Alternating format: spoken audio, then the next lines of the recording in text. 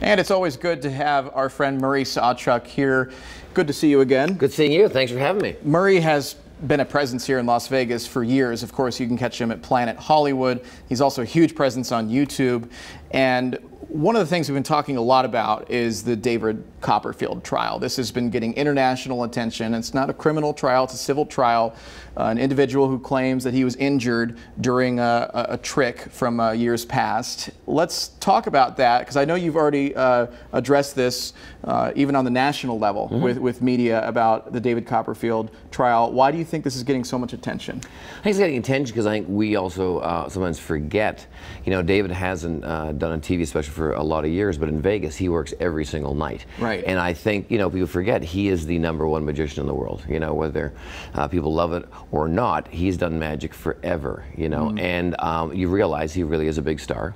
And when you're in the public eye like he is, and a legend like he is, everything that happens, no matter what it is a bigger deal usually, because you're famous. Right. You know, things are like this happening all over the world to normal people, but it's not newsworthy because they're not famous. It's still important, and there's still a trial, but when you're famous, it seems to be, you know, obviously a lot more attention. This particular trick that we're talking about, where this man claims that he was injured, and now a woman has come forward claiming she was injured as well during this trick. Are you familiar with how it works? Yeah, I know the effect.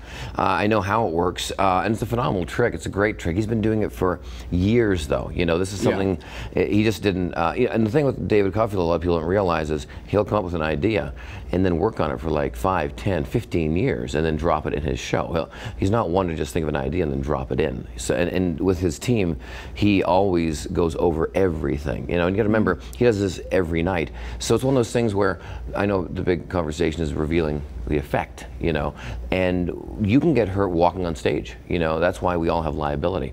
Just going up the stairs on stage, even before the trick happens, you can slip, fall, hit your head. So it's one of these things where I don't know if you need to give away the secret of the effect to understand if somebody got hurt or not. You know what I mean? I can get hurt walking in here, you know. Right. It's not about the interview, it's about me getting my butt into the studio, you know. So you don't think that that particular detail needed to be revealed during the trial? I don't think the detail needs to be revealed, or the trick needs to be revealed, because from what I'm hearing and what I'm seeing, the injury didn't happen in the trick. You know, it happened as the trick was happening, you know, during the trick.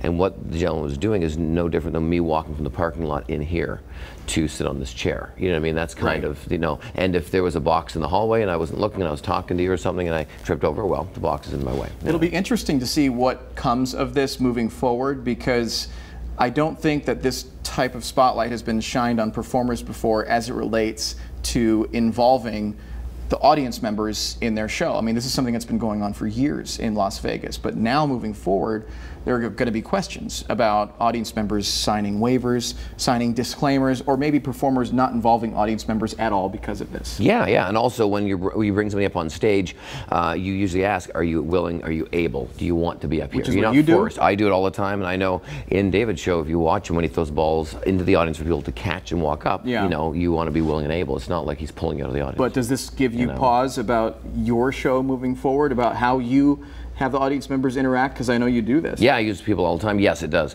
You know, when you bring somebody on stage, you always think, and I always have people guiding them up the stairs, down the stairs, you know. So yeah, you got to be very careful, you know. Murray, thanks for coming on and talking about this. It's an interesting topic to talk about at the very least. It is. And we'll continue talking about it as the trial continues. We'll be right back up.